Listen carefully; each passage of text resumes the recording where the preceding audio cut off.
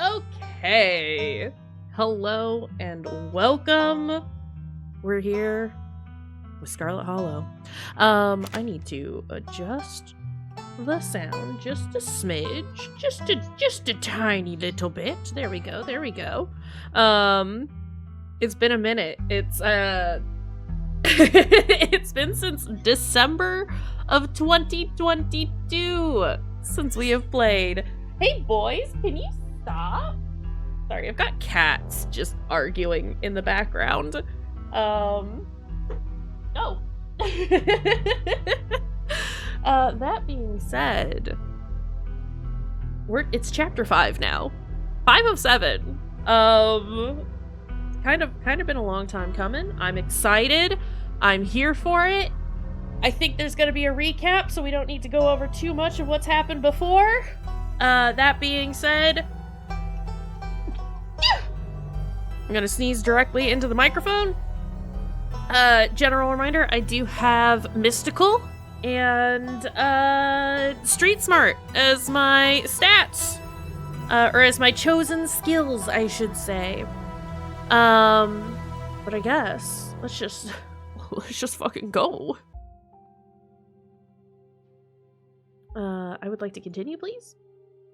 I would love to see a recap before episode 5. Yes, please, full recap.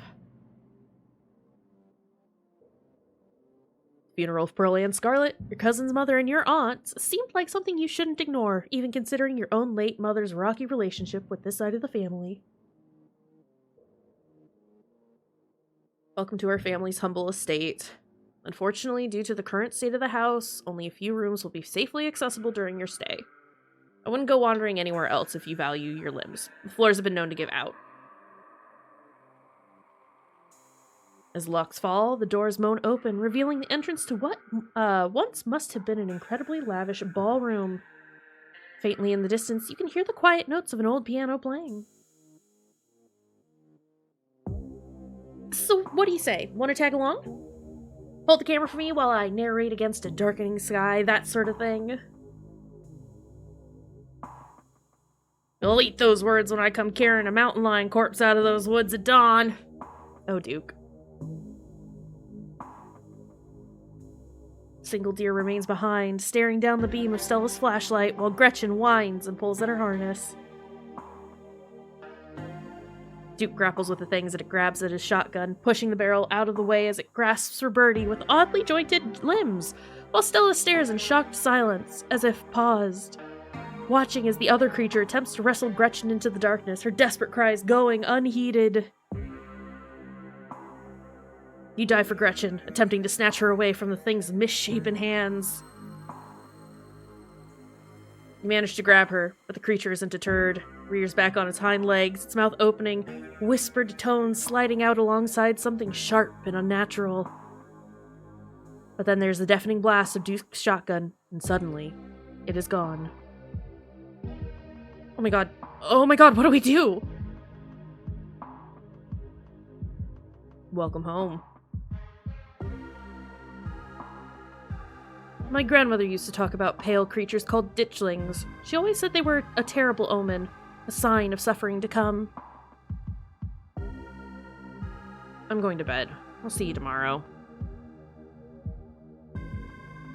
But listen, you'd better stay out of trouble today. I want you home by sunset. I don't want to hear complaints. Just do what I ask and we won't have any more problems. Tabitha takes a few steps towards the door. Sunset. Wow, that is some heavy stuff. No wonder Stella seemed distant. I'm gonna keep my ears open for you. Diner is where everyone comes to gossip, so I hear a lot about what goes on around here. I'll let you know if anyone mentions those monsters or anything else strange or unusual. Have either of you seen Rosalina around town? I don't want to be a helicopter dad, but she hasn't been answering my texts, and I wanted to make sure she isn't getting into trouble out there. Blech! Sorry, this horrible woman. Nothing strenuous, we promise. Whatever you two have planned is probably beyond what he can manage right now anyways. I'm the only person in this town who truly cares about your safety.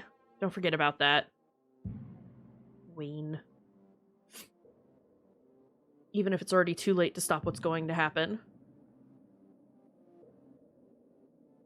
You're interrupted by a sudden movement out of the corner of your eye. A girl carrying a bundle of snacks pops through a hole in the fence and disappears over the crest of a hill.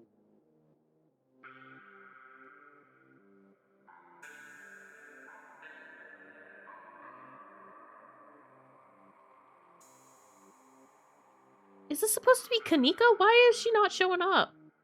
Also ditchling. Guess the old Maxwell place doesn't cut it as a secret hangout spot these days.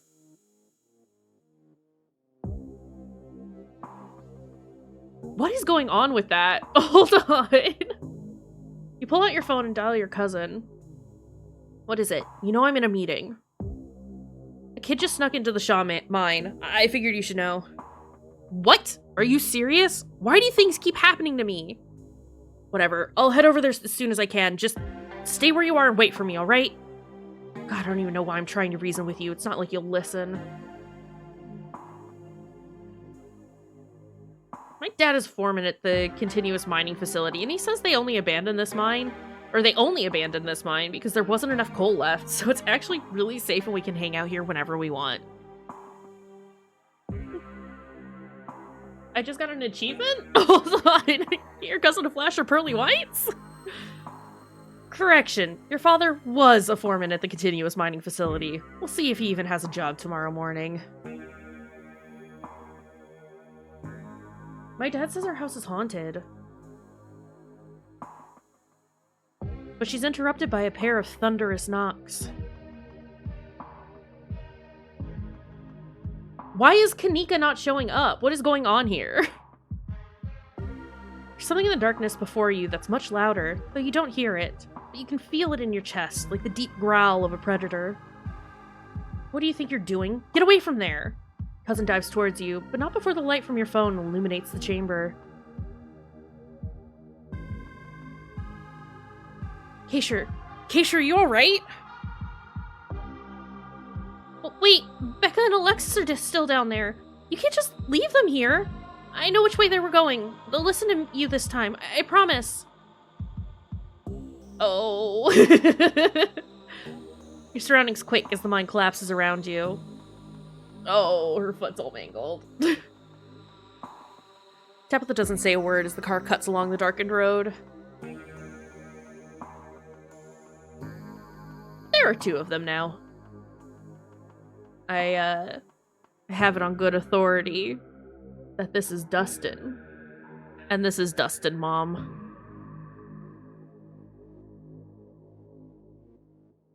As you're ready to leave, Janie approaches from the far side of the kitchen. Tabitha remains between the two of you, impatiently tapping her foot. Oh, Kayshurrr, before you go, I heard about what happened last night. I mean, I heard about it before Miss Tabitha mentioned it just now, and then I heard it again. I just wanted to say that I'm so sorry you got caught up in that. I'll be praying for Oscar and poor little Rosalina. They're such sweethearts. Couldn't have happened to nicer people. Morning. Is the new blend ready? Of course. Kayshurrr, if you'd like to keep Miles company, Tabitha and I will just be a minute. Excuse me? Wait, you're Kayshurrr, aren't you? My name is Beau. I'm Duke's boy. It's a pleasure to meet you. Is it? Is it? Mrs. Forsyth called me on the phone and told me you saw what happened to my daddy? No, seriously, what's happened to Kanika? He's a dog. Gretchen is unpleased. I know that there were a lot of, like, adjustments. Also, sorry, I'm realizing I'm, like, over Stella's face. Would I be better suited over here? Or maybe down here? I might cover up some of the text down here is the problem. We'll deal with it. I know that there were some, like, adjustments to Kanika in episode 2? But I don't know why that would fuck up the recap. I'm now suddenly incredibly concerned. You can tell this dog is the mayor from his little sash and his fancy top hat. There's a regal air about him, almost as if he knows the position of authority he's been elected to. Before you can catch up to your companions, you're intercepted by a nervous man with a cross around his neck. Whoever he is, you can feel his desperation to make a good first impression. A self-sustained and self-fulfilling prophecy. It's hard to put a finger on it, but something compels you to dislike this man. It's because he's a church boy, I'm sorry. It's just how it is. Sounds like old Gretchen and the mayor may have some unresolved issues, wouldn't you say? I'm Pastor Daniel. I take it you're Kayshurrr. Everyone's been buzzing about you. So sorry about your aunt, but I'm sure she's in a better place now. If you'd ever like to discuss your beliefs, my door is always open. Go away. My boy! Ah! Sorry. But the love of my life! Basement is what you might expect out of a tortured artist who spends all his time confined to his studio. Discarded canvases line its edges, while trash and sketches leak out from their piles in the corners of the room, hiding the bare cement floor. Ghoulish faces coat the walls in paint, sneering out at their creator. I love you, Reese. Mika. Should be a little intense. Kind of overprotective, which I guess makes sense. Anyway, make yourselves comfortable. You'll have to forgive the mess. I've been distracted lately. Haven't been cleaning much. Dinner's already laid out. Dinner rolls, spaghetti, and a light salad. Anxiously picks at her food. I'm sorry. Why has Kanika just been full erased? Stella is nervously talkative, and Reese is suddenly quiet and tense, his shoulders tight as his mother perches on the chair next to him. Dr. Kelly eyes all of you with a sharp, fierce gaze. It's no matter where I put this, it's gonna be a bad place. Is it any better here? No, absolutely not. So I'll just go over here, I guess. So, we were talking about maybe watching a movie sometime this week, while Kayshurr's still in town? We'll have to see how you're feeling. I can handle a movie, Doc. Yeah, we'll just sit downstairs in the dark. Reese is used to that. I'm sure he'll be okay. You're always overestimating how much you're able to do, Reese. This is why you keep getting sick. No, it's because you keep poisoning him, you bitch! Sorry, I hate Dr. Kelly with a fiery passion. If I get sick, so what? It's not like that's ever gonna change. I'm sick every day, and I'm not getting better. I don't want to spend the last few miserable years of my life holed up in a basement alone just because seeing my friends has been deemed too strenuous. I'm an adult, for God's sake. Can't believe I have to ask for permission from my mom just to have friends over. Reese stops mid-sentence, wincing in pain and wrapping himself in his arms. Don't say things like that. I'm doing everything I can to try and fix... Silence as Dr. Kelly's eyes shoot open. Reese? Reese abruptly pulls himself from the table and leaves. Hey, you're just in time. Rosalina's situated in the back room. Alexis is gonna keep her company while we hopefully get this all sorted out. Hey, I hope I'm not too late. Have I missed any creepy paranormal stuff?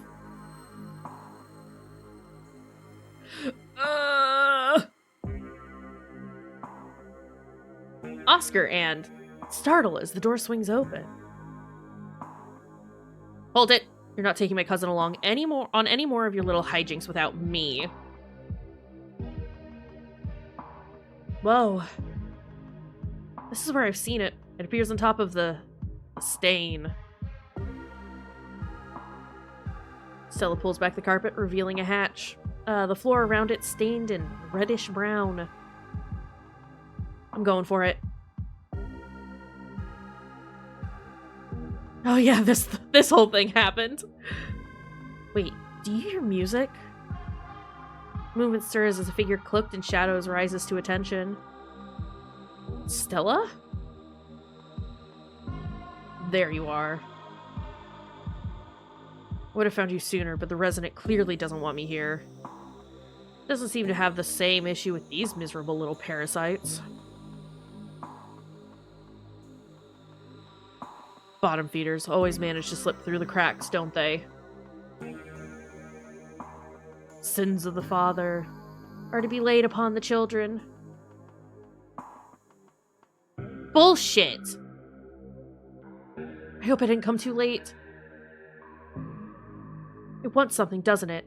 And I think you know which of you should volunteer. You must be joking! You take a step towards the light. Sybil is right here! Please don't do this! I got olded. I remember getting olded. You wordlessly step into the spotlight. So sorry, Kayshurrr. I don't think I can talk right now. I'll call you, okay? She hurries off down the road. Before I go, Sybil places a hand on your arm, holding you back for a moment. I'm sure you have questions after everything you saw tonight, and about what's happened to you, but let's not get into it here. I think everyone could use a little rest and relaxation right now, yourself included. If you swing by the tea room sometime tomorrow, say early afternoon, you and I can have a little chat. I'll see you then, Kayshurrr. Okay.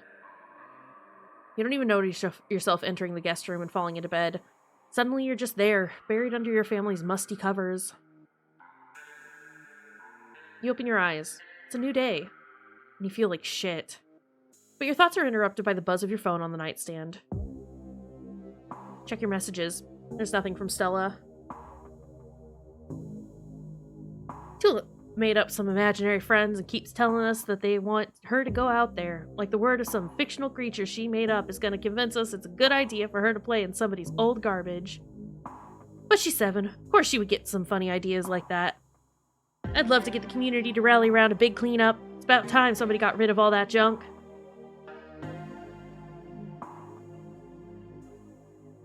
Listen, kid, you're only a year or so into this gig. Trust me, the longer it goes, the more it sucks the life out of you.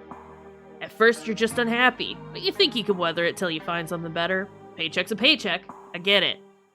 But the next thing you know, you've lost years of your life to a company that doesn't give a solitary shit about you, that uses up every free second it can suck out of its workers and pays us just enough to survive, but not so much that we can ever save enough to get the hell out. Zax, we could get fired for this. I really need the paycheck. My sister needs the paycheck. I'm the only reason she can afford her tuition right now. I can't get fired. You take the tea, sipping it delicately. Citrus smell is fleeting, quickly replaced with the earthiness at its core, like you've taken a mouthful of dirt. But the aftertaste combines the two flavors into something soothing and medicinal, and you find yourself feeling more comfortable, your muscles relaxing for the first time in days. Now, on to business. Sybil takes the cup from you, staring thoughtfully down at the sludge. Oh dear, this doesn't bode well. You've got just about every warning that can fit in the bottom of a cup. Cross, kettle, hourglass. All of these mean death, misery, difficulty. And the hourglass ties it all together with definite urgency. It's fair to assume that this all has to do with whatever brought the ditchlings. Something is coming, and whether any of us can stop it, I'm not sure. But we may at the very least be able to figure out what it is. And there's a central figure here. A cat. An enemy lurking in plain sight. This is wild. I had no idea any of this was here. An entire hospital wing? Rotting away for decades behind some flimsy drywall. His voice sounds distant. Your sole focus is finding it. Your feet move without prompting, and you stumble down the hallway towards the far wall, barely registering the antique clutter as you stagger past it. Whoa, are you okay? You don't respond, and you don't bother to retrieve the axe. The wall is rotten, water damage having eaten away at the wood over the course of unknowable years. Planks nearly reduced to sawdust. You tear into it.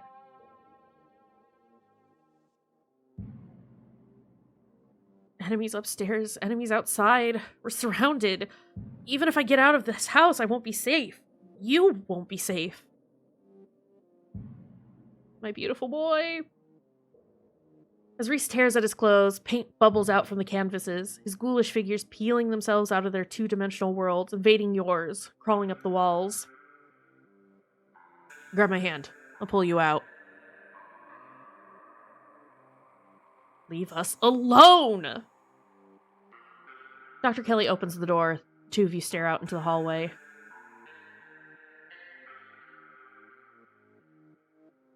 My beautiful boy, whom I love very much.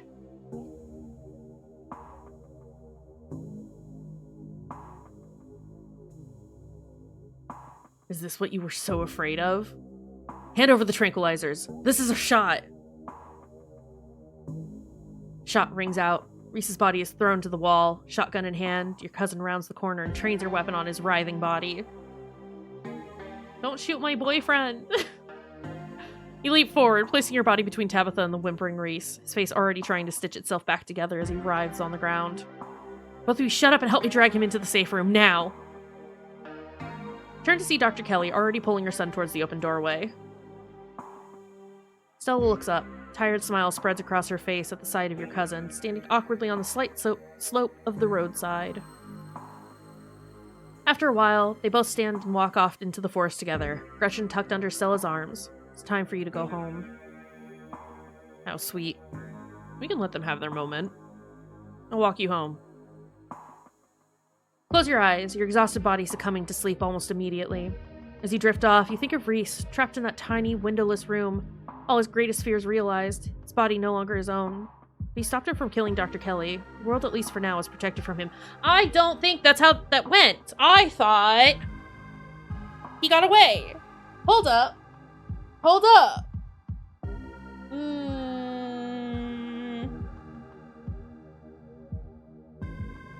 I distinctly remember him going away. I'll have to recheck my VOD for that one. But I'm pretty sure we didn't. It's clearly dangerous. What makes you think you can keep it locked up? It is my son, Miss Scarlet, and despite appearances, he is still human. Prefer you refer to him as such. And I've managed to keep him safely locked away and harmless for years. Sure, it'll be a little more difficult now that he knows about his condition. That room is lined with lead. He's not going anywhere. He's human? Are you sure about that? Are we talking about the same guy? Trust me, I've done genetic tests. He is human somehow, and it's my job as his mother to protect him, and to protect people from him. It's not a burden I take lightly. I don't have to worry about him getting out anytime soon. I hate this! And then you think of nothing. I know, someone else managed to have him kill his mom, which I'm so sad I didn't get, because honestly, fuck that woman. But I'm pretty sure he didn't get locked away. Am I a fool? It's time to continue your journey. A lonely piano refrain echoes through your head as you sleep. Feels like it goes on forever, clumsy and uncertain of itself, stopping and starting at random. But as your dreams start to fade, you realize the music is following you to the waking world, continuing even as your mind re-solidifies and banishes the last few remnants of your dreams. Whoa! When it finally stops, you're startled by the sudden silence. You're awake now, cold and uncomfortable, your muscles stiff and achy, your head still clouded with sleep. You realize there's a concerning lack of blanket and mattress. There's nothing beneath you but hard wooden floorboards, dusty and uneven. There's also a weight on your chest, and claws, digging gently into your skin. Your heart skips a beat. It's Dustin and Dustin, Mom. You're greeted by two beady eyes, staring down at you over the twitching nose of the opossum that lives in your drawer. The other one is crouched in the corner, eyeing you warily. You were not in your room.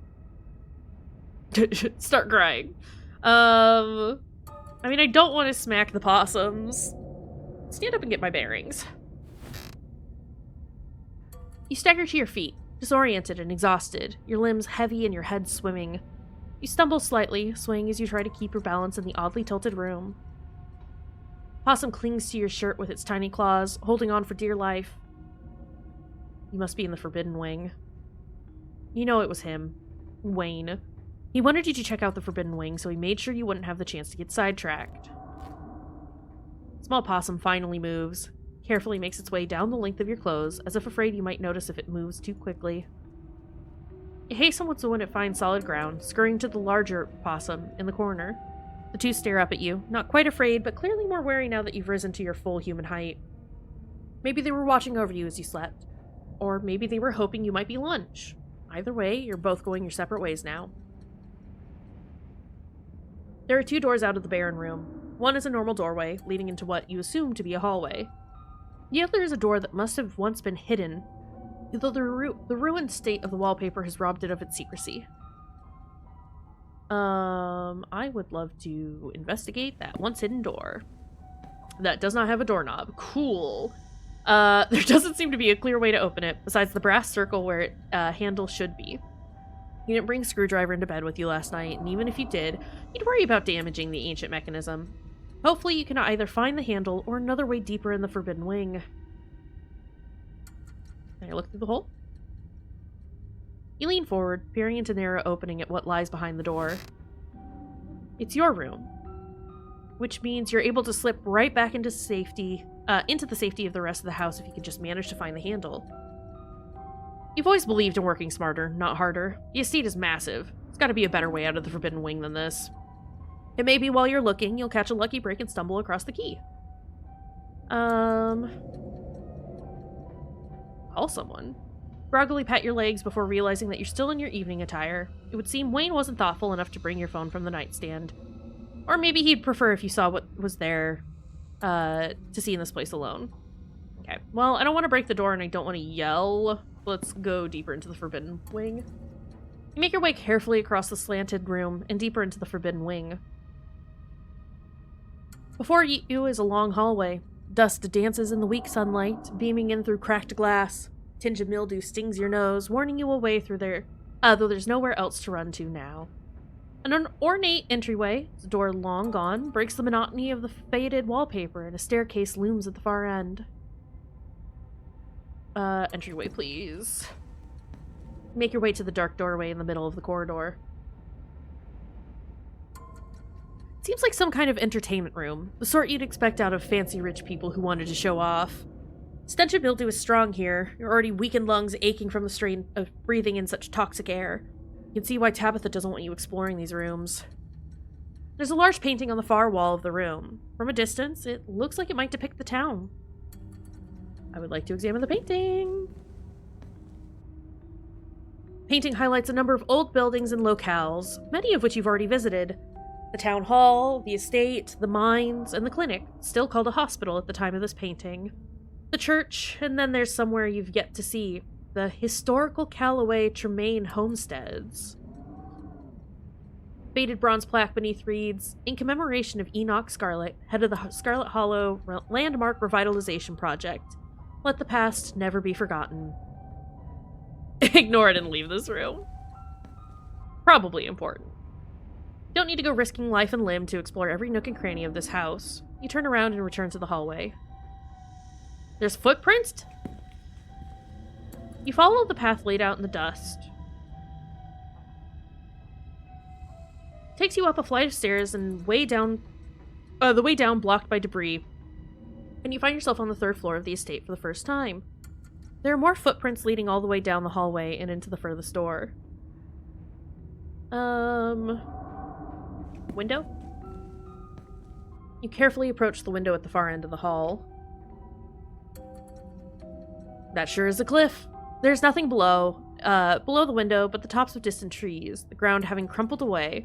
The only thing stopping you from plummeting to your death is the straining foundation that still somehow holds this place together. At least for now. Can I move the boxes from the nearest door? You do your best to shove the boxes out of the way. You feel packed full of lead. You can practically hear your shoulders and hips creaking and straining with the effort, but try as you might, you can only budge them about an inch. Then they seem to cement themselves in place, and you find yourself gasping for breath after a few desperate pushes. Is that because I'm an oldman? Or is that because they're actually that heavy? At least you know the handle can't be in there. No one has been in that room for some time. It's not worth the strain. Middle room. Creepy. This space was clearly once a nursery, though no child has been in here for a long, long time. Check that bookshelf. Top shelf is occupied by antique picture books. Dick and Jane, books of nursery rhymes, ancient editions of Grimm's fairy tales. The lower shelves are full of educational material, from children's encyclopedias to writing practice workbooks. From the sheer number of learning-oriented books on the shelf, you get the impression that the children who lived here were not supposed to be as interested in fun and fiction as they were in diction and spelling. Your family may have been wealthy, but maybe not in joy. Read a few of the writing practice books.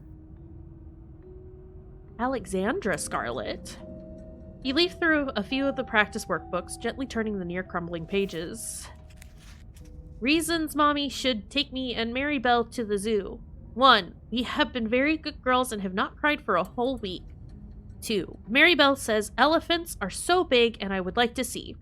1, 3. I think it would be very fun and Mommy would have a good time. All are signed with the carefully scrawled signature of Alexandra Scarlet. Flip through the rest of the book, your eyes unfocused as the many practice sentences and letter copying pages flash by. But something near the back of the book gives you pause. In a section that starts with the prompt, "Today Alexandra continues with, "Talk to the boy in the wall."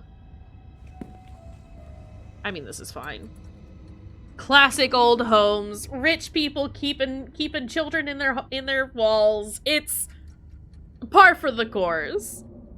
Make your way back to the hallway. Boy, howdy. Follow the trail into the furthest room, please. Continue following the trail of footprints, approaching the furthest room down the hall. Door was clearly meant to be hidden, but it's been left open.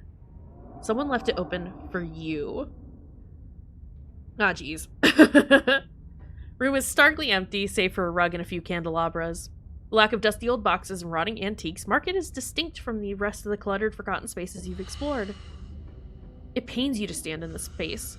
Emotions hang over you, strong, oppressive, and overwhelming thoughts that threaten to fill your lungs. You don't feel death here. You feel something worse. A deeper loss. One that's left a wound that is refused to scar. You can't help but fixate on the carpet in the center of the room. The corner is rumpled as if it had recently been moved. It's kind of hard to see, but it does look like there is some sort of circle under there. I mean, move the carpet. You pull the carpet up, exposing the bare floor and revealing what lies beneath. An ornate ring of sigils has been carved into the floor, 5 along the edges, with a 6th in the center. I'm trying to see if I can see what those are. Part of that looks like a caduceus staff. Is that how you say it? Got horns. I have no idea what that is. And that just looks like a blob. Circle emits a now uncomfortably familiar feeling. You can feel your gaze forced to crawl over every intricate detail of the carving in front of you. The serpents wrapped around the staff give you flashes of the room beyond the morgue, and the darkness that swept through the house once it had been uncovered. The fist and chain makes you feel like you're back in the claustrophobic confines of the mind, surrounded by the angry hammering of its memories. Oh, right. I remember. The horns have the same nightmarish, dreamy feeling of the world constructed by the furious ghost of Charles Shaw Jr. The others are new to you. The feelings they emit are less intense, giving only vague impressions of what they might be tied to. Golden fields, the mewling of fresh souls, just slithering out from the womb and desperate to be fed. Another that rings like bells in your mind, calling you not towards it, but away from it, pushing you from its threshold and into the darkness. But the central symbol is strongest of all. It echoes out across the room, a vast ego proclaiming its dominance. Oh, great. Continue forward towards the door on the far side of the room. Why are there 10 million locks on there? There's our handle. You exit into a short hallway. There are stairs here leading back down to the lower floors, but there's also another door. It's hanging ajar, the many locks and deadbolts along its edges glimmering in the weak morning light. The doorframe itself is gouged and splintered, evidence that some desperate creature tried to save itself from the room beyond time and time again. You step forward. This was a prison cell. What does this say? Everything about this place reeks of neglected humanity.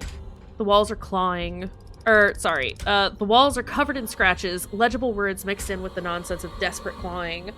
The one window set high in the far wall is fitted with a thick pane of glass, as if the iron bars just beyond it wouldn't be enough to hold the imprisoned. Can't help but notice that the doll from your closet sits watching you from the bed, one eyelid drooping. It adds an extra layer of menace to the already deeply unsettling room. The pain radiating from these walls howls through your mind. Whatever lived here lived in constant torment. But the etchings on the walls are more than just evidence of the suffering that went on here. Whatever was trapped in these walls was trying to send a message, to you or to anyone who might happen across it.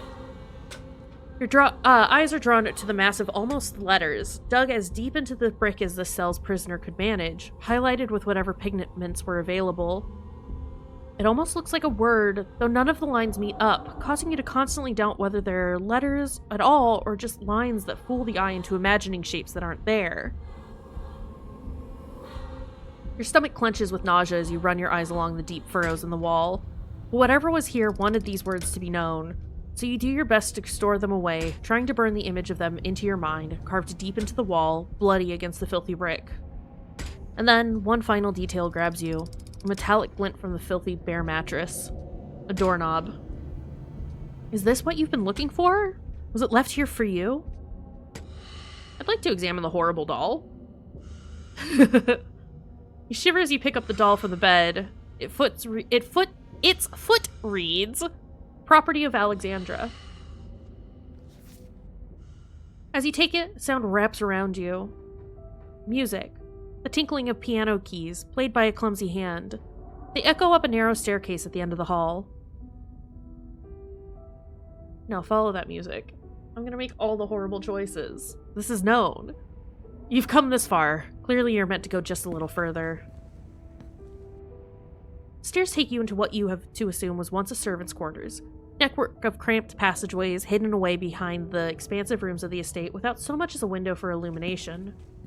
But you persist, and descend deeper into the bowels of the Scarlet estate, the echoing piano your only company. Soon enough, you see light again, the sun creeping in through the edges of a nearly hidden door. You're at the end of another long corridor. Its high ceilings and tall windows are almost disorienting as you step out from the cramped, gloomy stairwell. The music echoes mournfully in the vast space, chorus of wind adding a melancholic harmony as it whips in from the overgrown courtyard outside. That means the locked door to the forbidden wing is just down the hall. But you've yet to confront your guide. And can I save? I'd love to save. I would love to do a save. And finish what we started. Find that piano player. Musician plays on as you move cautiously through the dark. The slope, now so dramatic it feels like walking downhill. Jagged remains of the floorboards jutting out like splintered trees. Oh, it's Wayne. Flow Notes finally stops as you reach an open doorway to what was once a music room. Wayne stands from the bench of a battered grand piano, turning to face you. So now you've seen it. He makes his way down the tilted floor towards you. Breeze passes by him, carrying with it the smell of that from the wound that is his body. I hope you enjoyed the show. Stops just a few paces away. And I trust you understand the implication of everything you've seen. I barely, if we're being fully honest. If you aren't careful and you put your faith in the wrong people, things could go very, very wrong for you. I mean, let's talk. What's with the dramatics? Isn't this all a little theatrical? What was with the doll in the room? Did you need to carry me off in my sleep? What the hell is wrong with you? You kidnapped me. How do I know you're the right person to trust? Who lived in that last room? Does Tabitha know about all of this? We need to call someone about this. The phrase scrawled on that wall, what was it? Why does it feel so bad to think it? There's so much we can ask. Also, flirt. There is a flirt option. I don't believe you. I don't know what to think. This is all too much. I trust you, but I don't know what I'm supposed to do. I'd like to start with, what was with the doll in the room? She liked it, so I liked it too. Wayne, what? It was nice to see it again after so many years. Who lived in that last room? Wayne cocks his head almost playfully. I did. I've been in that room a long, long time. Though my being free now is meaningless in the grand scheme of things. Town itself is enough of a prison that I might as well still be stuck behind the door. But at least I'm free enough to warn you. Oh, shit. What do you mean the town is a prison? I can't leave. No one really can. As it stands now, Scarlet Hollow doesn't like letting go of its prisoners. They may be able to cross the town line, but not without paying a price. That could be changed, though. It wasn't always this way. It was never meant to be. We can put an end to it.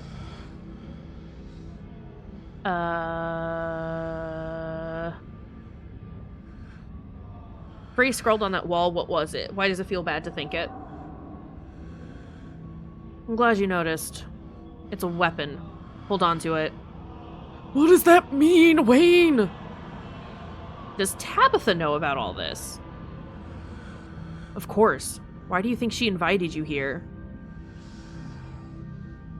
No, I see what you're trying to do. You're trying to make me doubt her. It won't work. She didn't know me then. It's different now. We've bonded.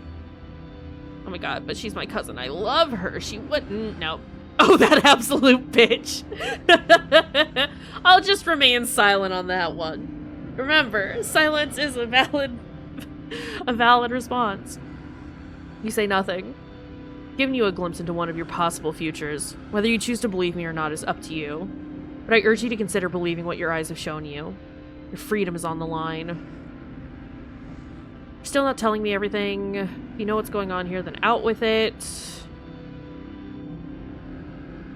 I'm just gonna be direct about it. If you know what's going on here, then out with it.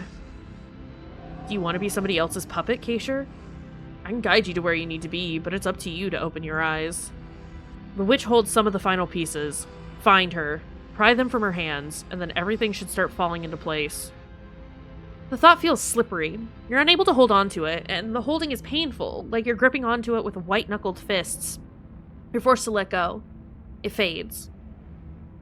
Unless you're already starting to forget about her. Memory is a disloyal thing, isn't it? Physical.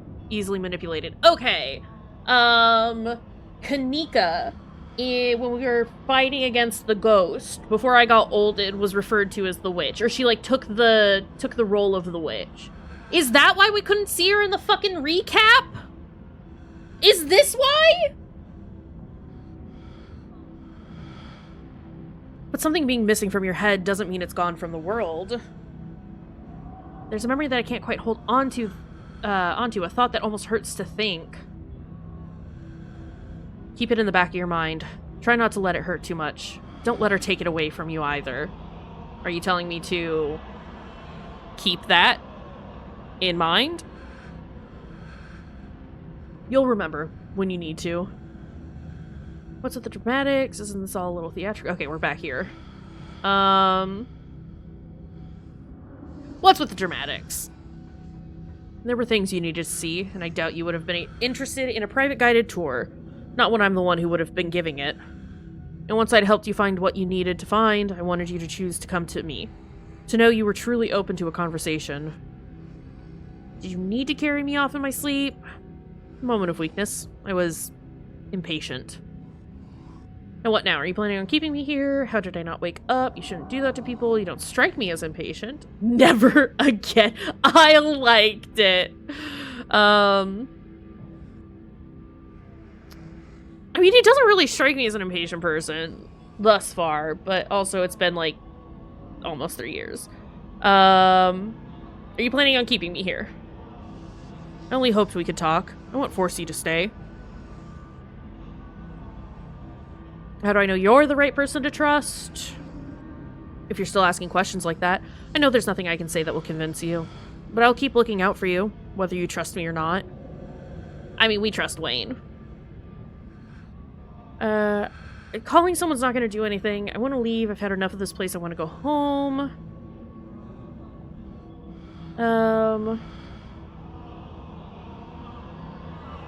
Okay, what are our options for getting out of here? I don't believe you. I don't know what to think. This is all too much. I trust you, but I don't know what I'm supposed to do about any of this. I'm with you all the way. Help me stop all this. For all I know, you deserve to be locked up. Rude. I don't know what I'm supposed to do with any of this. Wayne's shoulders seem to relax slightly, as if he's relieved. Good. Good. Our enemies rely on keeping us divided. They know how much stronger we can be together. Be careful who you trust. I will always be there when you need me. Wayne steps away, his shining eyes watching you unblinking from behind his veil, before finally disappearing back into the darkness of the estate. Nothing left for you to do here but leave. You make your way back to where you woke up and slot in the handle into the secret door in the wall. It twists, and the door pulls back, and you stumble through your closet and back into your bedroom. You lean against your doorframe, relieved at once again, having sturdy, unsloped ground beneath your feet, moderately clean air to breathe. The estate has gotten to you. After the events of this morning, your body burns with a ferocious itch to leave this place behind, to be anywhere but here. Woofa. You leave in a haze, mindlessly grabbing clothes and an uncharged phone, barely even noticing your surroundings as you rush outside, the morning's revelations seizing your body and mind alike with a suffocating grip. Is that a ditchling right there? That might be one too. Oh, yep, nope, and there's one there for sure. Alright, there are many a ditchling out today. The cell, the doll, Wayne's insinuation that Tabitha has known about all of this, and even more, that she has partaken willingly in your family's crimes. Not only that, but she has designs for you. Is it true? Tabitha deserves a chance to explain herself. She can't be trusted. She needs to explain herself. I mean, she needs to explain herself. Oh, this music, though. Tabitha needs to explain herself. There's nothing else that can possibly ease the growing pit in your stomach. And if she can't explain all of this, she'd better have an explanation.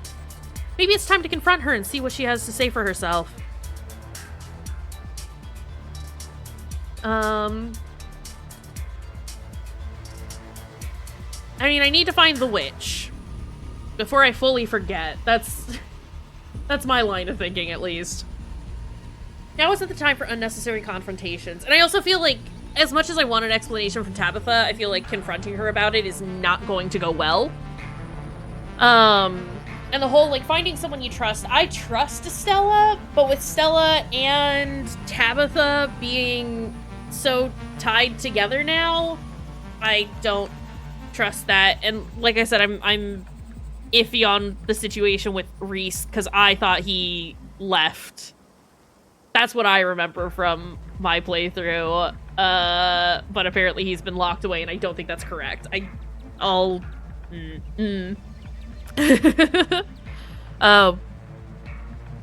I guess, like, I would trust Avery, but Avery's also been kind of on the periphery of all this, and I don't want to get them involved, so we won't. I notably didn't tell you to take this to Tabitha. Only you have no idea where to even begin finding this witch, or, for that matter, who she, you assume she's a she, could possibly be. Think harder. There's a blurred place that comes to your mind when you think about this witch. Less of a place and more of a location, but less of a location and more of an idea of a location. Sort of almost location where you feel like you know where it's meant to be, but where you couldn't for the life of you describe it, but you could follow that important feeling. I guess if it's not Kanika, it would be Sybil, right? Walk alongside that strange feeling? Trace the fraying memories. Let's go. You follow that blurry feeling, your attention drawn with a tunnel-like focus to the rhythmic falling of your feet. Your surroundings distant and unreadable. You lose sense of time as you go. But then footfall stops and you find yourself on Scarlet Hollow's main street, in front of an old bricked-up building that you don't recall ever seeing before. And yet, you know that this is the place you meant to go. Hey. Hi, Miles. Where's your sister? You turn to see Miles, a person you know, but who you realize now that you cannot place. Is this where he's supposed to be? Does he have something to do with the blurred space burned into your mind's eye? Kayshurrr, I have to talk to you. There's something going on, but I can't remember what. It has to do with Sybil and somebody else, and that somebody feels really important. Holy shit, everyone's forgotten Kanika! And I feel like if I don't remember before it's too late, somebody's gonna... Never mind. This was stupid. I just sound crazy. He doesn't sound crazy, though. You feel an odd sensation as he's talking, a creeping recognition. But you can't seem to hold on to it, a slippery thought that refuses to be fully recognized. I don't know what you're talking about. Do you have any other details? Something's so wrong right now? Like something's supposed to be here and it just isn't? No, you're not crazy. There's something wrong and it has to do with your family. Is the The shop! The tea shop! Is it gone? Has it just vanished? No, you're not crazy. There is something wrong, and it has to do with your family. But you draw a blank on just who Miles' family is supposed to be. I knew it. I knew something was wrong. But I don't know what it is. Nothing happened. I woke up and everything was normal. Had cereal, and then Sybil said she was going somewhere with somebody. No, wait. A person was there too. I talked to them. And then they left, and I went out to the street. Because the office is closed for renovations. So I had to wait outside until it was done. Feels like he's recounting a dream, the memory slipping through his fingers as the words leave his lips, leaving only emotion. This is how I felt when Dad died, but nobody's dead. Please, make it stop. Why did you come to me with this?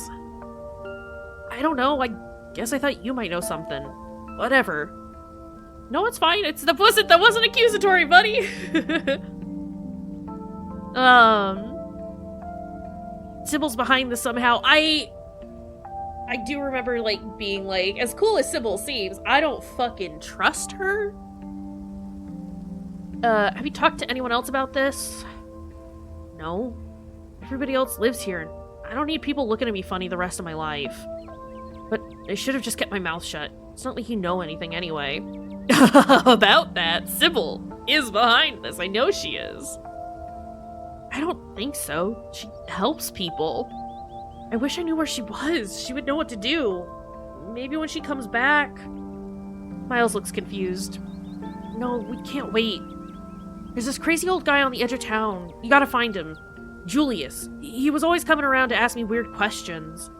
I don't remember what he asked or what I said, but I feel like it's important. And he wrote it all down in a notebook. You gotta get him to show you that notebook. I'd go there, but I can't think straight. Not right now. I need somebody to fix this for me. I don't want to feel like this anymore. Not again. Please, not again. He shoves a map into your hands and turns away, hiding his face as it cracks with emotion. I really don't want to ask anybody for help. That's how bad it is, okay? Don't tell anybody what I said, though. I don't need people thinking I'm crazy. No, I got you, buddy. And then he's walking away, though where, you can't be sure if even he has a destination at all. This place seems like a dead end, but you have a new lead to follow. Let's go to Julius's farm. As you make your way along the sunlit dirt road, you feel it. A tingling at the back of your skull, an urgency, almost like a hand pressing you gently forward with a threat that it might become more forceful if you don't comply. Like so much crying. Crying that can only stop if you tend to it. The feeling is strange when you try to examine it more closely. Contradictory.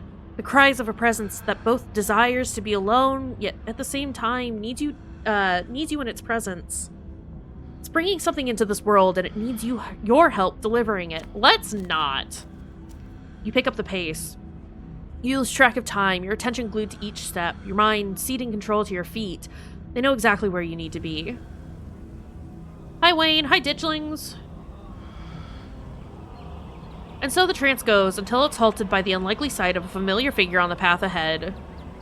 Good, you found your way. I knew you would eventually. You knew I would come here? It's the loudest today. Town has shifted its attention in accordance, whether or not it realizes as much. It's loud because it needs you. And you're particularly susceptible. Always showing up when I don't need you. I'm in the middle of something. Could you leave me alone? Are you going to come with me or remain Are you coming with me? Unfortunately, I can't. Not this time. I only wanted to offer some words of encouragement, and I'm afraid that's all I can offer. I would much rather be by your side through this, but the witch is dangerous to me. But not to you. She can't hurt you in any way that matters. You can't kill me in a way that matters! Especially now that she's at her most vulnerable. His words feel far away. The not sound in your mind, the call of the thing at the farms is louder. It needs you to keep walking. Just be careful of the farmer. Places a guiding hand on your back, urging you forward. And that's all it takes. Your feet are moving almost on their own. You've been set on your course. Ugh, fucking Dr. Kelly. Trees part, the woods thinning, and giving way to messy patches of scraggly end-season garden vegetables seated in between a pair of farmhouses on opposite hills. Not that the details are important. Your destination is the further of the two structures. Irma, what's going on? I got a page from the sheriff and nobody's here. Where are the cops? Called him on account of Bo went missing, and last I heard he said he wanted to go give Julius a piece of his mind. First the sheriff went in alongside that white deputy, the one in the sunglasses. But then something happened and there was a gunshot, and then this awful howling. Weren't like no creature I ever heard. That's when that other deputy, the black one, he ran in and the door shut behind him. Nobody's come out since. So everyone's inside. Starting to get concerned. I'm running out of folks to call for help. Wait, is that Kayshurrr? What the hell are they doing here? Lol, when you select your pronouns before you've come out. You're aware that this is a crime scene, right? That, or I wouldn't put it past Dr. Kelly to just be a transphobic bitch. And that the cops are all missing. Or you're aware that you're at a crime scene, right? Talking is just noise. Their words don't matter. There's a humming in your head, almost like a voice, one you can just barely make out. But you know it will be clearer the closer you get to the stone. Start wandering up towards the farmhouse at the top of the hill. Oh, come on. Where do you think you're going? We continue forward. You barely even notice your hand slipping over the doorknob. It's gonna be alright, Irma. We'll get Bo out of there, I promise. And now you're inside. I swear to God, if I have to do this whole thing with this bitch in tow, I will actually lose my goddamn mind. Oh, shit!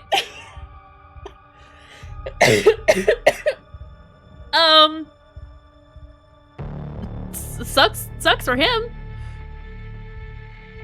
Sheriff Hugby dangles in the middle of the room. An axe attached to some strange mechanism in the ceiling is embedded in his face, holding up his corpse in an imitation of life.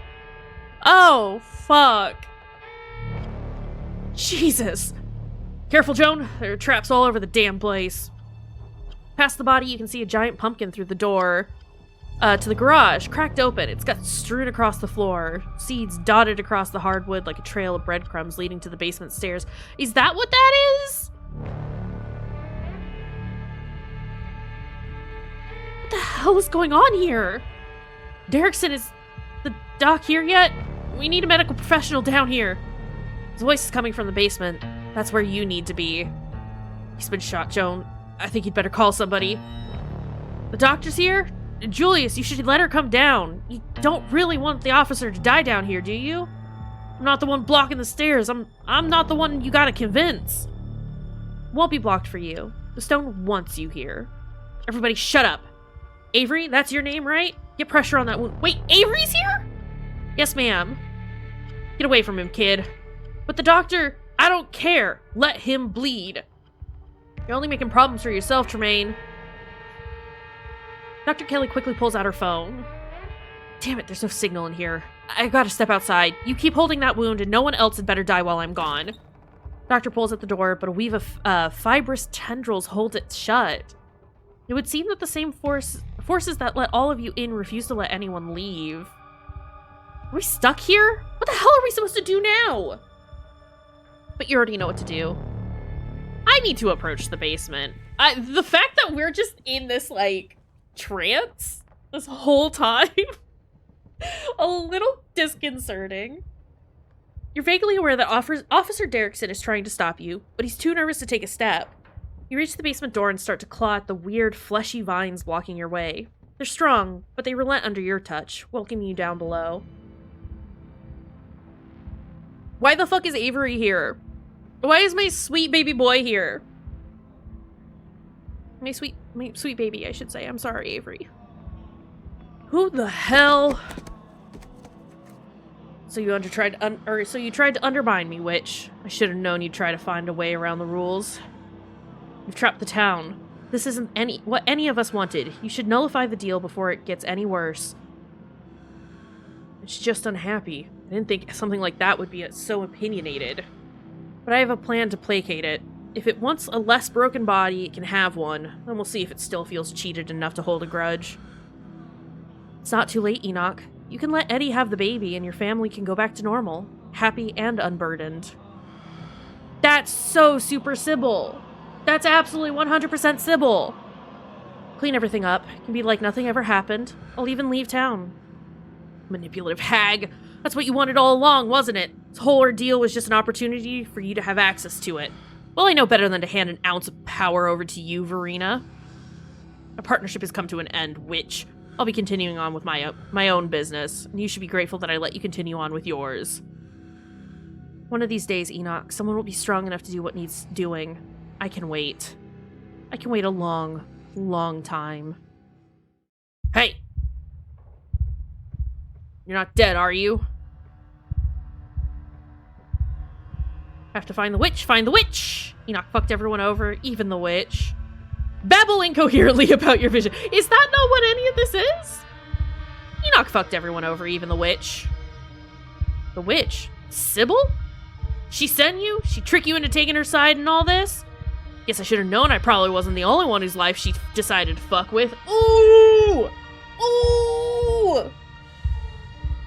But all that ends now. I'm in charge here and I'll get what I was promised. Hey man, calm down. It's all good.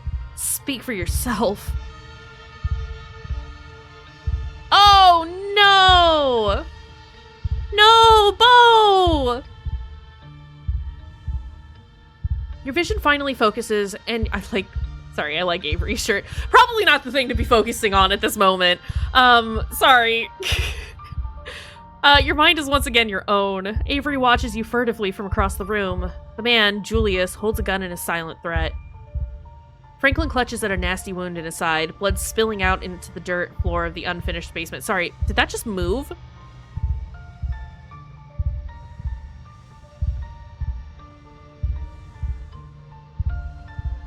Okay. And in the corner is Bo. It's fucking moving!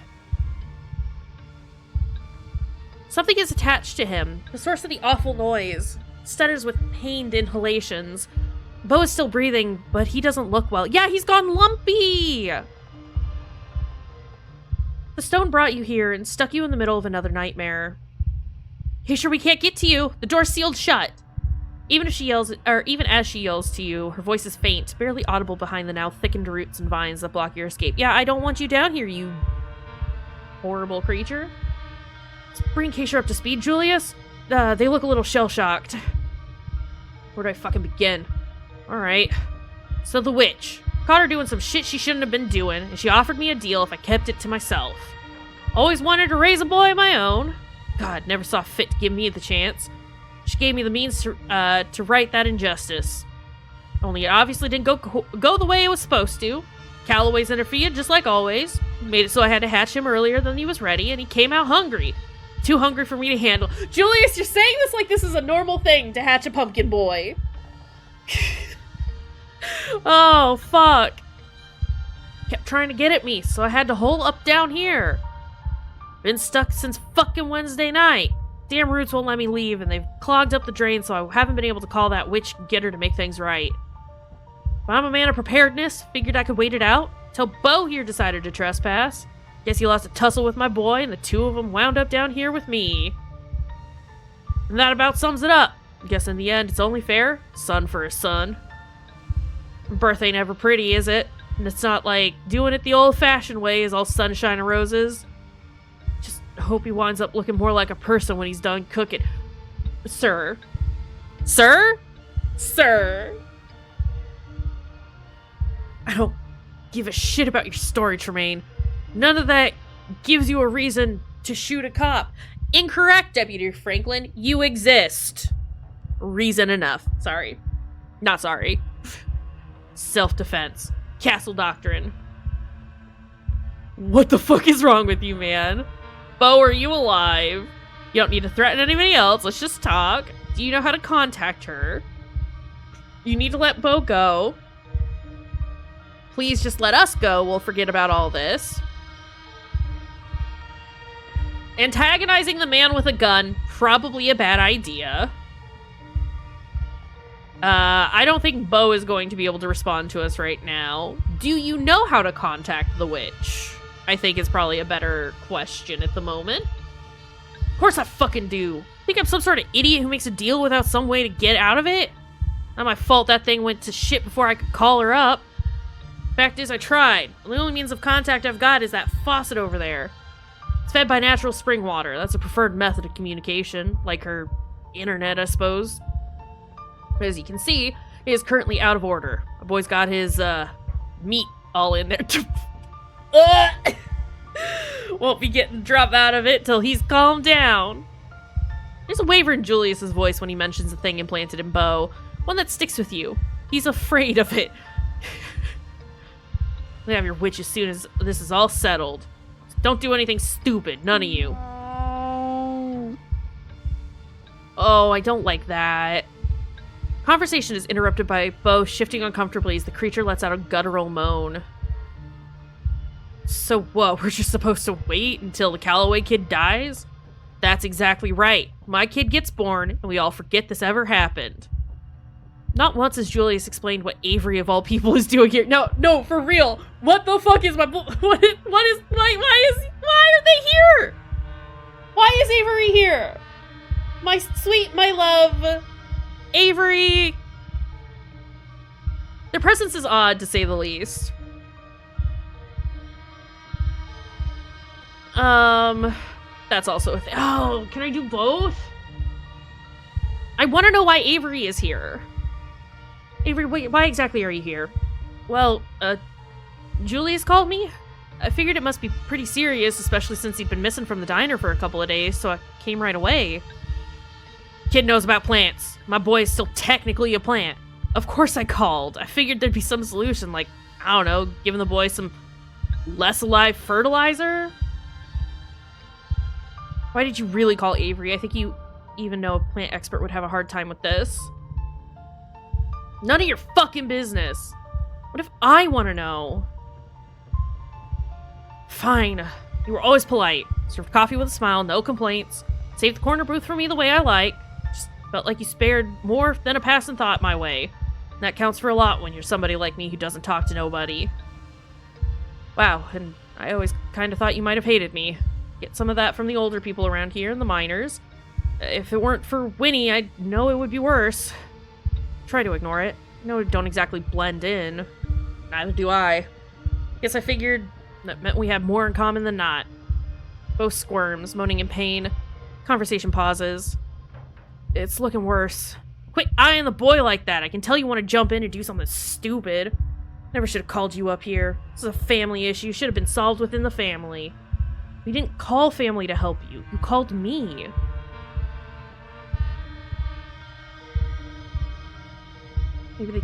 Maybe you can share this burden together? We gotta stop this before it kills Beau. This thing's a mockery of life. It needs to die. Let them decide what to do. I would like to not have Beau die, personally. Family issue, huh? Maybe the boy doesn't have to die. Neither of them has to. Maybe you can share this burden together instead? What the hell are you even saying? They're saying we might be family adjacent enough that maybe we could take the burden off of Beau. Is that right? Family? Weren't even raised here. Hell would you know about being a Tremaine? As somebody who feels alone even in a town where I pour coffee for nearly everyone every day, but most of them don't even bother to learn my name, probably more than anybody else around here, including your own cousins. Julius doesn't respond. Watches as the boy shifts on top of Beau, crying meekly. What exactly are you saying we should do? Let him do that to us. Move him off Beau, see if he'll come willingly, and hopefully two of us could manage it better than he can all on his own. Especially if we're not fighting him every step of the way. Can't feel nice to be attached to somebody who doesn't want you. Shouldn't you know he's coming into a world where people care about him? Damn it, kid, you're making it sound all queer. I assume you mean queer as in strange. If you want to raise a kid right, you're gonna have to soften up sometime, old man. Listen to Avery, they know what they're talking about. Julius crosses the room, kneeling by Beau and the half-formed thing curled up on his chest. Oh, I hate that sound. It immediately reaches out, grabbing desperately at him. Avery intercepts, taking its translucent hand gently and holding it gently. I don't want Avery to get got by this critter. I worry. He could kill us. But it's too late for doubts now. It started. You can see the tendrils dislodging from inside Beau, and he whimpers, seizing as they slide from underneath his skin, transferring to both Julius and Avery. Oh no! Told you. He gets it. Jesus, fuck, this hurts. Certainly looks painful, but no blood seeps from the wounds where the boy's greedy appendages have broken through. Not a drop going to waste. The boy, in contrast to the pained grimaces of Julius and Avery, seems to finally settle into comfort, falling into something like sleep as it nestles between its donors.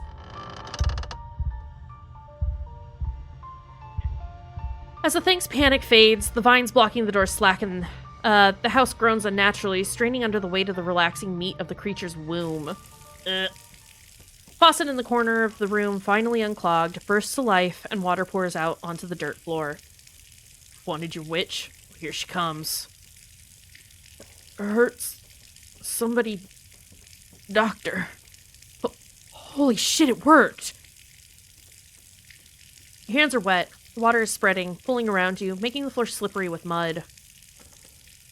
Dr. Kelly rushes down the now unblocked stairs, her eyes wide with horror at the scene in the basement.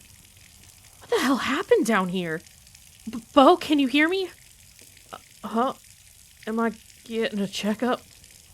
I've been shot as well, ma'am. Need hospital. I better make some calls. Everyone stay with me. Okay, the basement is flooding. Am I the only one who pays attention? Am I hallucinating? Do you guys see the water?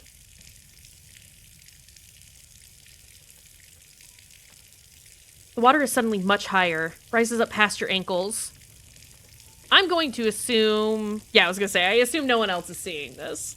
What are you talking about? There's no water. But there is. He just can't seem to see it. Not that it matters. Because his words are swallowed by the flood.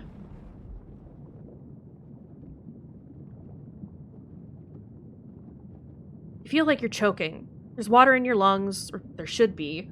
Your ears are filled with the sound of a rushing current. It's cold and dark, and there are people screaming somewhere.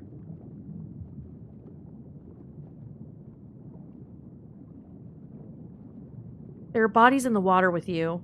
They're all dead. 1,000 corpses, 1,000 homes, all torn to pieces. But the flood recedes. It hasn't happened yet. You're the mother of a daughter, and your daughter has told you about her terrible dream. It's gonna kill everyone. You're not the one who had the vision. Not yet. It has only been described to you by the daughter you have been teaching, as your mother taught you. You're the only one who can stop it, Mother, but you won't be strong enough. Her words are heavy. Ooh. Our icon's a little eyeball now. How can you be sure? Oh, red threads! Sorry. How can you be sure? Maybe it's only a dream. The village is doomed then. Of course I'll stop it. Don't worry so much, daughter. No, Mother, I've seen it. You will try to stop it and you will die. But there's another path. Take my power and give it willingly. I can't read what that one says! Video game. Hold on a second.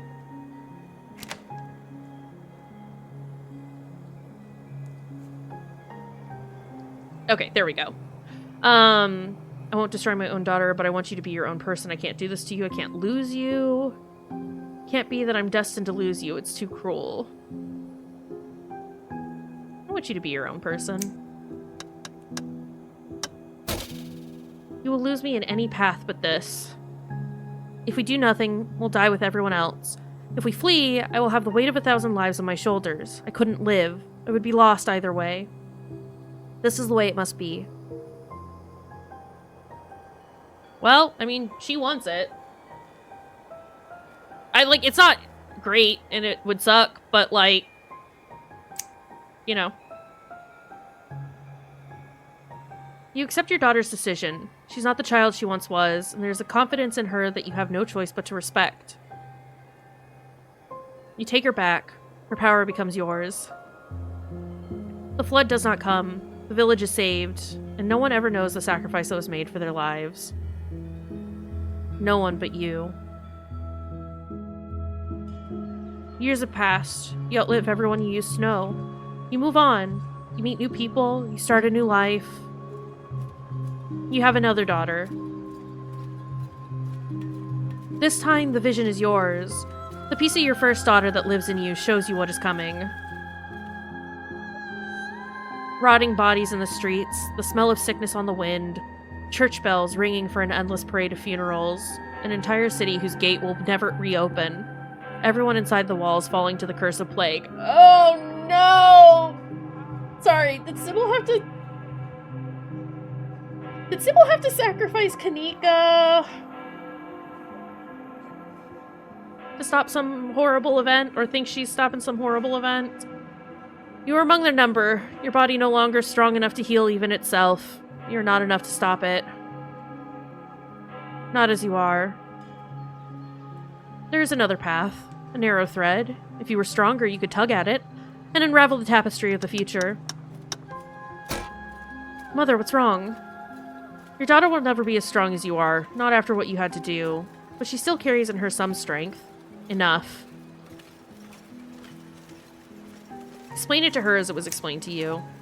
You tell her what's coming. You explain what she has to give up, what you both have to give up.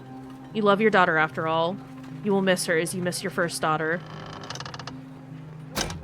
She is angry. Even when you try to explain that she will be a part of you, that she won't die, she cries and cries. And she tries to run away from you. Fate is attempting to cut its loose thread.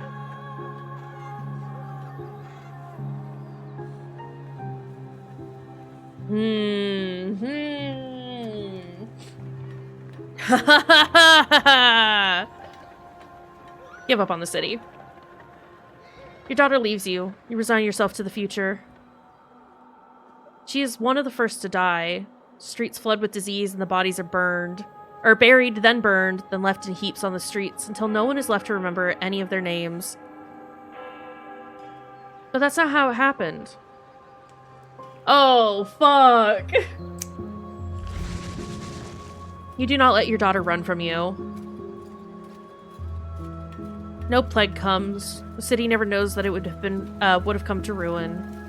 But there's an unhappiness in you. She didn't understand, and what you took of her is angry, confused, and restless. You will have to carry that with you. It's part of the burden of what you are.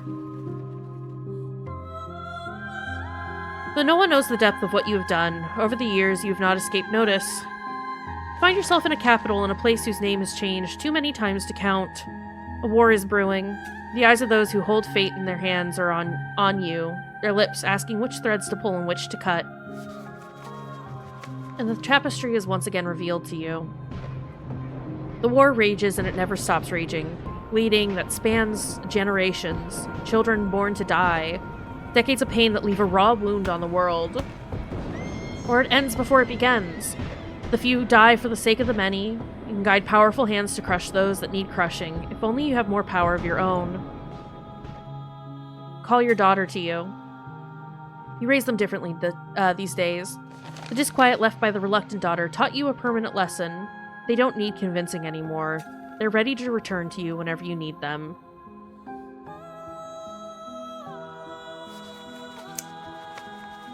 This daughter joins her sisters easily, and she has been trained to do. You are the only one who will remember her sacrifice, and her name. A small rebellion is crushed before it becomes a revolution. The people in power are happy. You leave. You don't want to see any more visions of war. You set your sights on a place where there are no kings. And yet, even a notion away, power finds you. A man with aspirations. Anyone can hold power here, you've discovered, if they're vicious enough to want it. The hunger in him senses the power in you, and for a time, you humor him. You allow him to give you a life of comfort. You and your daughter. You don't see a future where he ever grows more powerful than you can manage. Not until the vision comes. A war like none the world has witnessed. A fledgling nation devoured in the nest. A man who sits on a throne where none was meant to be. The world under the cruel fist, bowing to its crushing weight. The very ocean stained red by his influence. He's already on his way, you realize too late. You've been too close to him to see it. Your choices have already narrowed.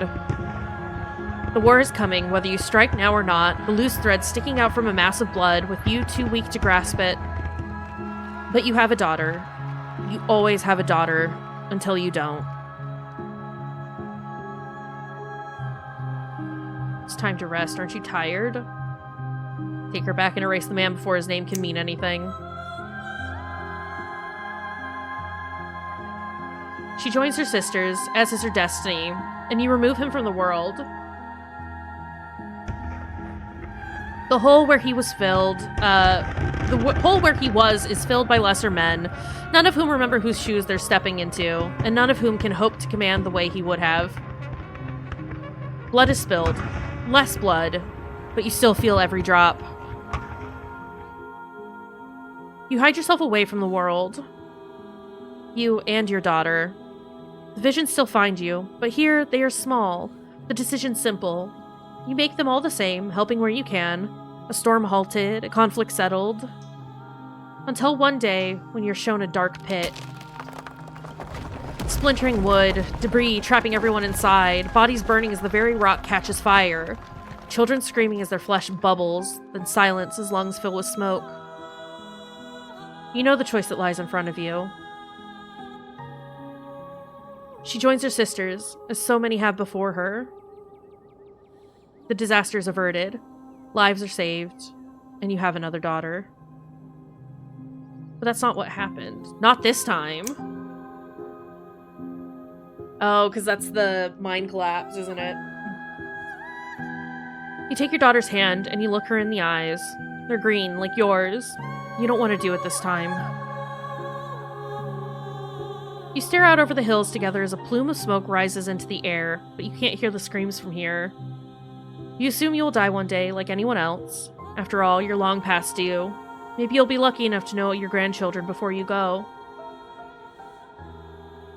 Then the man comes, and with him, a vision. He has already decided. He is bringing something here. Something ravenous that doesn't belong, but that has been pressing at the edges of your world, trying to find a way in. It has its way now, whether you help him or not. More of the thread you followed comes into focus, and for the first time you follow it beyond your death. Disaster after disaster, crisis after crisis. Thousands of years of little cuts that you weren't there to mend. On and on it goes, longer than you could ever hope to follow, its toll eternal and incalculable. But there's a new thread, too. If you're patient enough, if you're strong enough when the moment finally comes, if you do everything right, you can devour this thing that sits outside the world, and it will give you so much power that you will never have to take back a daughter again. You could fix as many things as you'd care to fix. Floods, plagues, wars, kings. You look into her green eyes, so much like yours.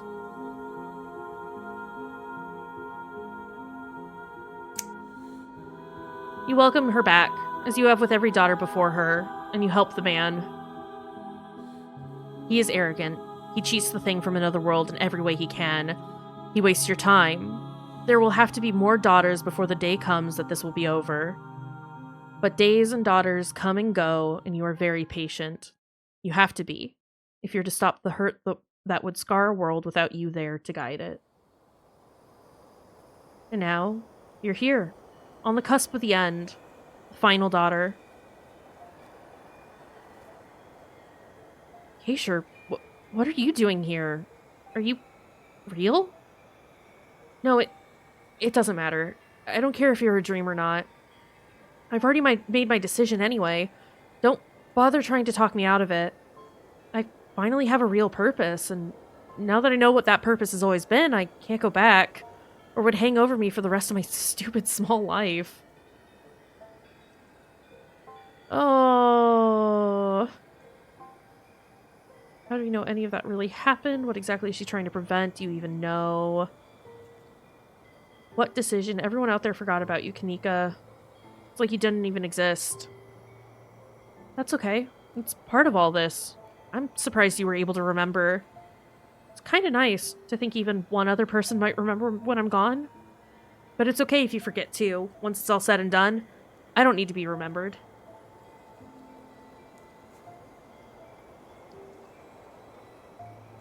How do you know any of that really happened? Doubt all you want, but I'm not taking that chance. Because if I turn back now, I'll know everything my mom could have stopped will be my fault. What exactly is she trying to prevent? Do you even know? That thing that Enoch brought, whatever it is, breaking out and causing havoc, and all those disasters my mom would be able to stop if she takes its power for herself. I'm so much smaller than all of that, but in this moment, I can be what stops it. I can be big enough. My life can be meaningful. Do you really feel like you have to sacrifice yourself for your life to have meaning? Working in a shitty little general store in a dying town? Yes? I would call that pretty meaningless. You know, I don't think I've ever seen you without glasses before. Huh? Of course, I should have known better than to think I could hide you from her. I wasn't trying to trick you, for what it's worth, though I'm sure that doesn't sound very truthful. Please, try to trust that this is all in your best interests. I'd hoped it would all be over before you could find me. I know it can be unpleasant to watch. I'd hoped to spare you, even if I knew in my heart that all the worthwhile roads for you to walk would bring you right here before I could finish my work. But you know this has to be done. To save you, to save Tabitha, to save everyone in town. Haven't they all been stuck long enough? Kanika can't save them on her own, but I can. I wish this wasn't how this had to be, but it's the only way your story gets a happy ending. She's telling the truth. Fuck! A truth unstained by illusion. There's no witchcraft in her words, no trickery, at least none in her heart. Perhaps there remains a narrow path for you to walk.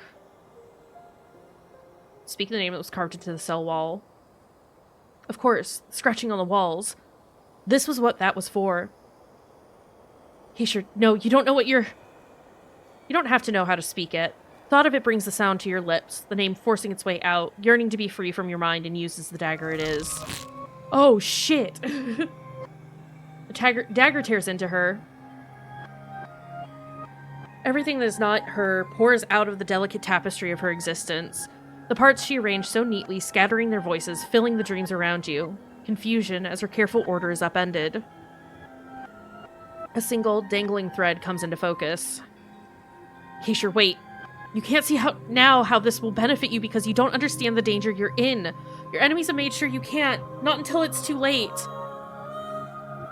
I am the only one who wants to see you walk free, but I understand why you wouldn't trust me. Of course I do. I've had to weave my own little lies as part of this ridiculous game. Please know that I'm not lying now. But even if you don't believe a word I've said about your own safety, I'll give you something else too. Something you need. It's not fair what Charlie did to you. Had to be done, of course. He couldn't stay where he was. But I can take away the burden. I can give you back your youth, your health. I only need to finish what I started.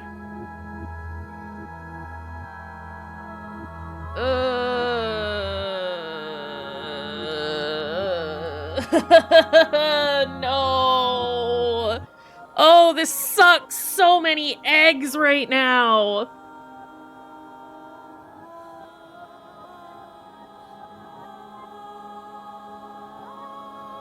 If you want me to trust you, then give me what you're promising now. Show me you can. I can't. It requires a strength I don't currently possess. If you want what I've offered you, you'll just have to trust me. I'm doing this for everyone. Remember that. Nah, fuck that. Pull the thread. You ignore her offer. You grab the thread and pull. The delicate tapestry is unwoven. The witch's careful work torn open, if only momentarily, as her daughter's hands are finally unbound enough to grab for their mother. Their cries are a song, calling out as they drag her down into the depths of their mask, craving her warmth, her attention, her love, as it has been so long since she held them. The tapestry weaves itself shut around her. Cries grow quiet. The witch is gone. Kanika catches her breath in the space once occupied by her sisters. Now she stands alone. Though she isn't really alone. Not anymore, and she never will be. She wears the weave of all those generations of power. Someone has to. What did you do to me?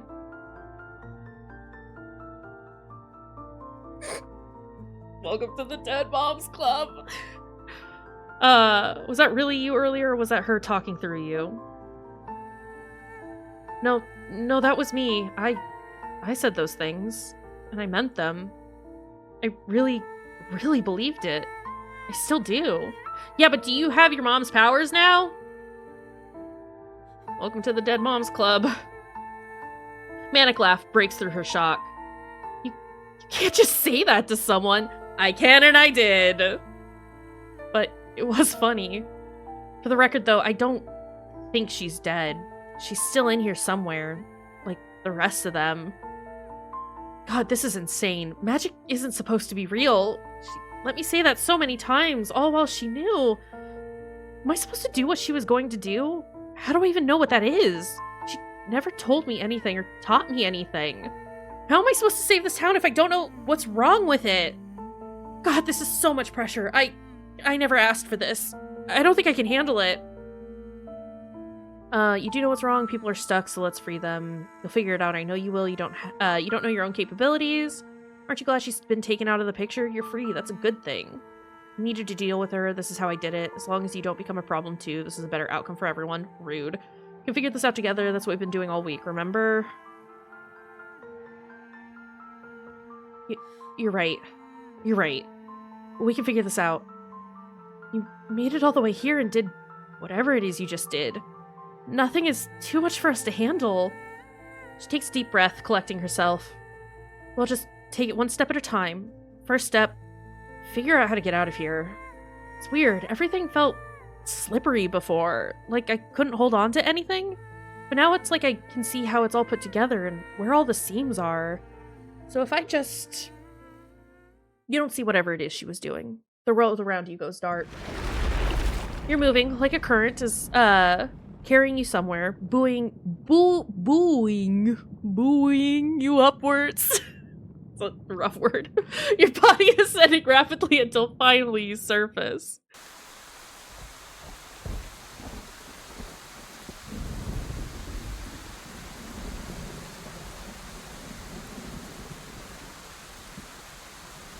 Oh, there's so much trash out here.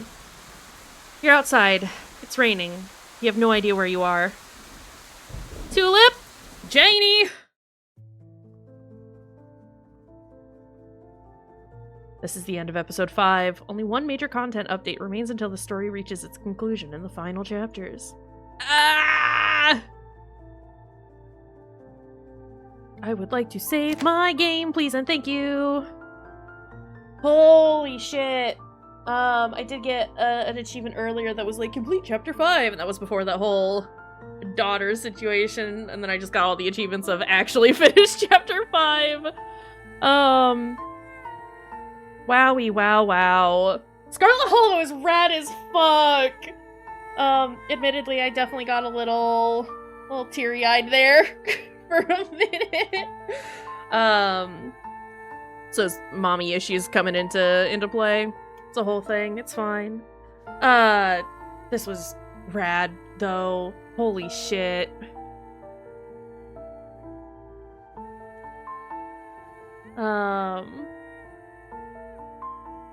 Just trying to get through. Please and thank you.